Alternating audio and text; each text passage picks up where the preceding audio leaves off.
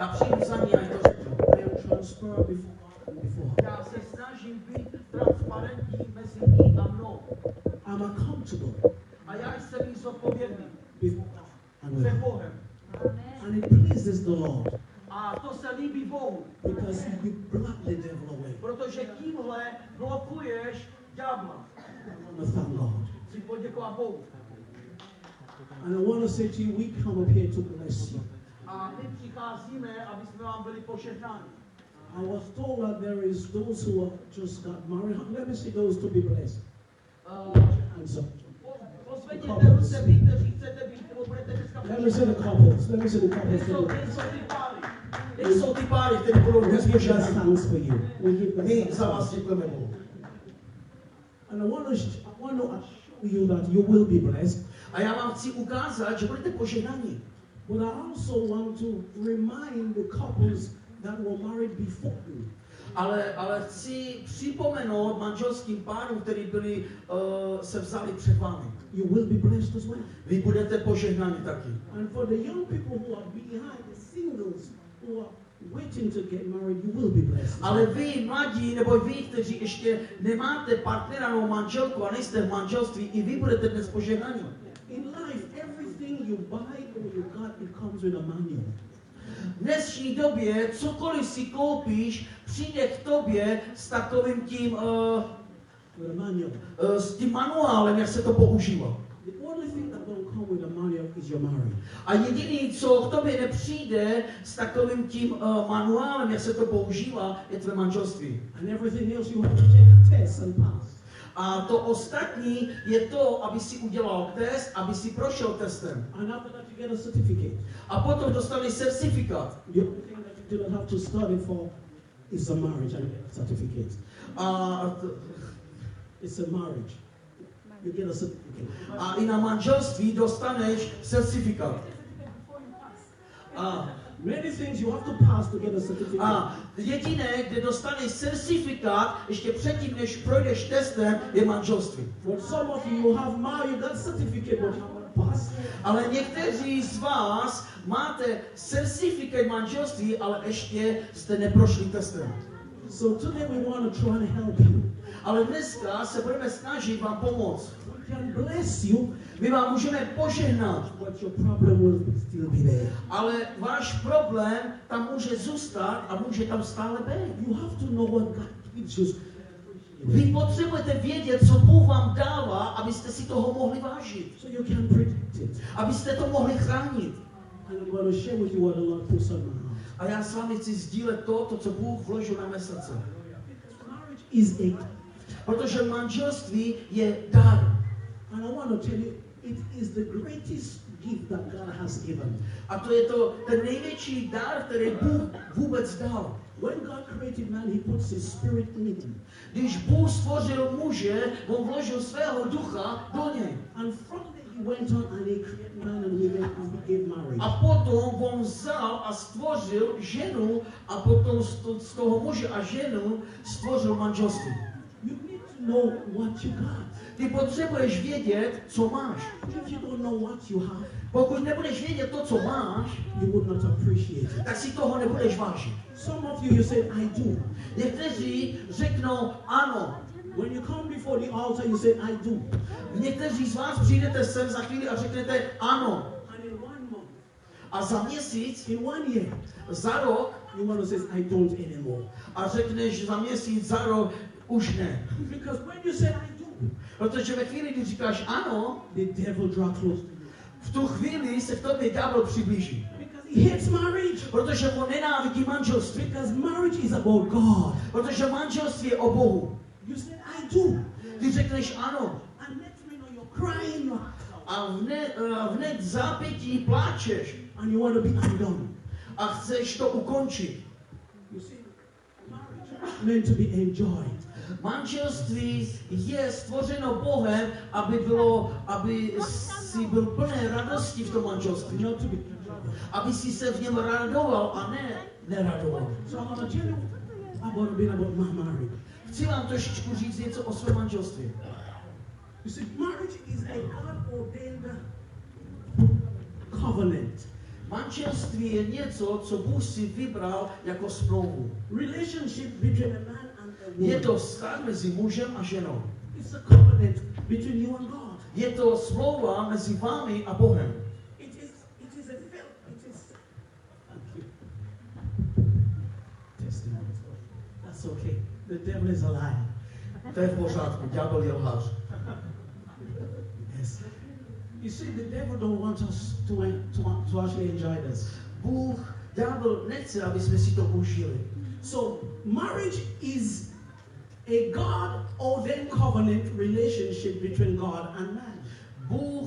Manželství je něco, co Bůh dal jako smlouvu mezi mužem a ženou. And a woman. It is fellowshipping with God.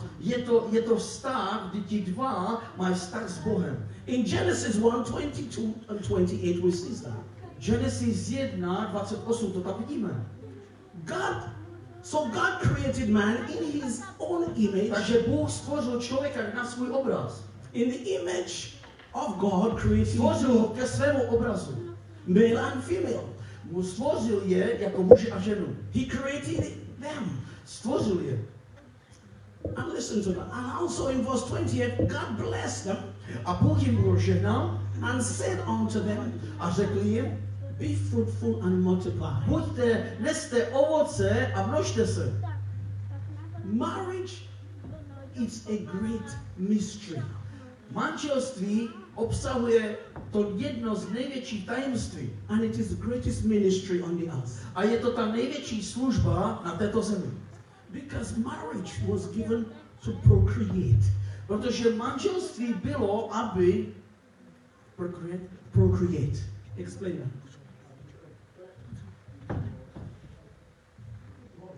Manželství, aby bylo mohlo tvořit. To produce. Aby produkovalo. God is a creator. Bůh je stvořitel. Satan never created anything. Satan nikdy nic nevytvořil. And he needed a partner. A on potřeboval partnera. Pastor Paul told us that we are created as partners with God. Bůh nám dal partnera, protože jsme věděli, že potřebujeme partnera. Bohu. When God created man, když Bůh stvořil člověka, he needed a partner to partner with him to take over. On potřeboval partnera, aby převzal za ně. He created marriage. On stvořil manželství. Hallelujah. Hallelujah. It is the only means that man was meant to come through the world. Je to skutečně to, co to je, aby ten důvod, proč muž přišel na tento svět. We were created by God to procreate. Byli jsme stvořeni Bohem, aby jsme produkovali a nesli pro Boha. Because God says multiply. Protože Bůh řekl, rozmnožuj se. But he already created the woman out of the man. On stvořil ženu z muže. The woman is the factory. Žena je továrna. Because she's got the womb. Protože má luno. And inside it, life was meant to come forth. Protože z toho luna má vycházet život. Eve said that I have produced a man. In Genesis 4. Že Eva řekla, já jsem vyprodukovala muže. Marriage must be respected by all times. Manželství je něco, co by mělo být neustále respektováno. It is honorable. Je to něco, čemu patří úcta. God said Bůh řekl, therefore shall a man leave his father and his mother. Bůh řekl, a proto muž opustí matku a otce. And cleave unto his wife. A on přilne ke své manželce. And the two shall become one. A ti dva se stanou jedno. That cleaving means to be glued. To znamená, že ti dva se stanou jedno, to znamená, že jsou k sobě připojení, stanou se jedním. Marriage should be close. Manželství by mělo být něco, co je tak blízko sebe. But we find out when they say I do. Ale my víme o něčem, že když si tyto manželé řeknou ano, after the honeymoon, a potom, když mají takové ty sladké časy, když mají manželství a potom jdou na honeymoon. They are no longer one. Yes, what's that? They are no longer one. Tak potom už nejsou dva. Už nejsou jedno. You can always tell. můžeš vždycky vidět na manželství, they are not praying together anymore. že už se spolu nemodlí. You can always tell. Vždycky můžeš z pohledu na ně se podívat a vidět, They are not sitting close together že anymore. už vedle sebe už blízko You nesedí. can always tell. Vždycky můžeš vidět a říct to a vidět to, They are not talking nice to each other že už anymore. v sobě, že už se spolu hezky nekomunikují. It's a sign the devil has come in. A je to takové to znamení, že vidíme, že ďábel přišel mezi ně, aby je rozdělil. Affects your communication. Nebo ďábel, on ovlivňuje a narušuje vaši konverzaci. He affects your mind. Vaše přátelství, vaši mysl. Because you see, marriage was instituted by God. Protože manželství je instituce, která byla dána Bohem. You have to know what marriage is. Ty potřebuješ vědět, co manželství je. Some of you got married and said, I do, but you don't understand about Někteří marriage. z vás jste manželé, řekli jste si ano, ale nevíte, o čem manželství je. And you believe when I said I do, everything was going to change. Ale vy si myslíte a věříte tomu, že když řeknete ano, že se hned ten moment všechno změní. And the day you said I do, war broke out in your house. Ale v tu chvíli, když si řeknete ano, v tu chvíli, co se zlomí, nebo co The wife is not a witch. se propukne válka. The husband is not a witch doctor.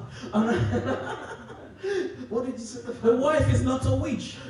Najednou to vypadá, jako kdyby ta žena byla čarodějnice. The husband is not a witch doctor. A ten muž není čarodějnický doktor. It's because you guys are getting close to God. Jen proto, že se přibližujete společně k Bohu. Marriage is meant to bring you close to God. Manželství je o tom, aby vás přivedlo společně jako manželé blíž k Bohu. Any marriage that do not have God's center is not a marriage. Každé manželství, který nemá centrum, to centrální místo, ten bod, kde není Bůh, tak trpí. Because he says, what God has put together. Protože Boží slovo říká, co Bůh spojil. So who put your marriage together? Kdo spojil toto manželství? If it's God that puts your marriage together, Jestliže to je Bůh, který spojil toto manželství, you're in a good company. tak potom jste správné z partii. But when God puts it together, Když Bůh to spojí, the devil hates it. tak potom ďábel na to útočí. So when you speak something, Když mluvíš o něčem, the husband hears something else. muž slyší něco jiného. When she speaks something, Když ona něco řekne, the wife hears something else. tak on slyší něco jiného. Distortion in the communication. To znamená, že přichází zmatek a takový nepokoj v té konverzaci, v té komunikaci. He's the prince of the air. He's the prince of the air. Devil. The devil is the prince of the air. Ďábel je princ po horních mocnostech, po nebeských oblastech. And he hates anything that loves God. A on zaútočí na cokoliv, co miluje Boha. God gives marriage. Bůh dává manželství. Marriage is a high level of creation. Bůh stvořil manželství jako vyšší stupeň stvoření. Let me share with you this. Dovolte, aby s vámi něco sdílel. God says about Israel is an adulterous people. Bůh říká o Izraeli a mluví o Izraeli jako ten Izrael, národ, který byl jakoby sporný, který byl v cizolosti. You only said somebody is adulterous if they are your wife. Help him. You only said someone is an adulterer if only they are married and they are your wife. Jen v manželství platí slovo cizoloství, když jsi s někým v manželství. Israel was married to God. Ale Izrael byl oženěn s Bohem. Then Jesus came to show what marriage is about. A potom Kristus, Pán Ježíš, přichází a on nám ukazuje, co manželství je a o čem je manželství.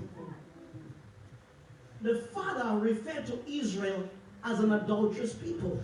Bůh, Otec, promluvil k Izraeli, ke svému lidu a říká mu, vy jste cizoložníci. Marriage refers to Jesus spiritually as as the groom and we are the bride. To znamená, že církev je nevěsta, on je ženich a to reprezentuje toto manželství mezi ženichem a nevěstou. It tells you the importance and the value how God sees marriage. A tady vidíte, jak hodně moci váží Bůh a miluje manželství, které ustanovil. There is no greater ministry on the earth than marriage. Není jiná větší služba než služba manželství. When we talk about ministries, we are talking about people in the fivefold. We are talking about churches. Když mluvíme o službách v církvi, mluvíme o pětičlenné službě v církvi. My ministry starts with me and my wife. Ale má služba začíná já a má manželka. Please hear this. Slyšte toto. If my ministry is not strong in the Jestli má house, služba mého manželství v mém domě není silná, I cannot minister to you já powerfully. nemůžu sloužit vám mocně. You hear what I'm saying? Slyšíte to, co vám říkám? You see, many pastors, they come in front Vidíme, že mnoha pastorů přichází dopředu. displaying gifts, A oni, to, co manifestují ze sebe, jsou jenom obdarování. but with no power and authority. Ale nejsou naplnění mocí a autoritou. Because you have to put right first what's in your house. You give Protože the Lord. nejdřív přednostně potřebuješ dát do pořádku to, co je ve tvém domě, ve tvém životě. Your house has to be in order. Aby tvůj dům byl v pořádku. It starts in the house before it goes on. Začíná to ve tvém domě předtím, než jdeš do služby. The Bible tells us that the woman can hinder the man's prayer. Ale Boží slovo nám říká, že žena může narušovat a poskvrňovat modlitby svého manžela. Husband, love your wife. A Boží slovo říká, manželé, míjte své manželky a milujte je. Let me share it again. I say, you guys, you're looking quite sad. Love your wife. Vidím na vás, bratři, že jste trošku smutní. Nebuďte smutní. Boží slovo říká, milujte své manželky. The way Jesus loved the church. Tak jako Kristus miloval nevěstu nebo církev. Because if you don't love her, Protože když ji nemiluješ and she cries unto God, a ona pláče k Bohu, she can hinder your prayers. ona může zastavit a blokovat tvé modlitby. She can hinder your blessings. Ona může zastavit a blokovat tvé požehnání. Women understand the power you have. Ženy, uvědomte si, jakou máte sílu. That's the fact. Hallelujah. If you look at 1 Peter 3, 7 and 9. Když se podíváte do 1. Petrovi 1. Petrova 3, 7 and 9. 3, 7 až 9. Pastor said, we are not better than the woman. Pastor Pavel řekl, my nejsme muži lepší než naše ženy, We are joint heir together. ale jsme spojeni společně jako spoludědicové. The problem is we refuse to submit one to Ale another. problém je, že my se nechceme pokořit jeden druhému. And that is the problem in the marriage. A to je problém v manželství. It's about submission. Manželství je o tom, že We se don't know our pokoří. place. We don't know your place. Problém je, že v manželství ty dva nevědí, jaký je jejich místo. And obedient to the word of God. A poslušnost Božímu slovu. You obey God. Ty budeš poslušný Bohu. You submit one to another. Vy se pokoříte jeden druhému. In the reverence, fear of God. A v bázni Boží. And you got a fruitful marriage. A Bůh vám dá manželství, které ponese ovoce. You build each other up. Je třeba, abyste budovali jeden druhého. You don't pull each other down. Vy nestrháváte jeden druhého dolů. Many times the men don't want to see the woman grow. Mnoho mužů nechce vidět své manželky, aby rostly. It's an error. A je to chyba. My queen here, if I lie to you, look at her face. Podívejte se na moji královnu, podívejte si na její tvář. I lift her up. Já ji pozvedávám. I lift her up. Já ji pozvedávám. I want her to be better than me. Já chci, aby byla lepší, než jsem já. In everything she do, Ve všem, co dělá. I'm a biggest supporter. Já jsem ten největší ten, který chce podpořit. When she does well, Když se jí daří, the glories come back to God and to tak us. sláva, která na ní spočívá i na mě. Men, Muži, push your women out. postrčte a podpořte své manželky. The glory goes to God.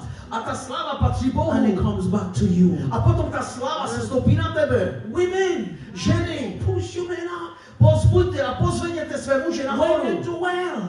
Aby činili, aby se jim Glory dařilo. goes up to God. A ta sláva patří And it Bohu. comes back to you. Ale odraz té slávy spočíná na tobě. Haleluja.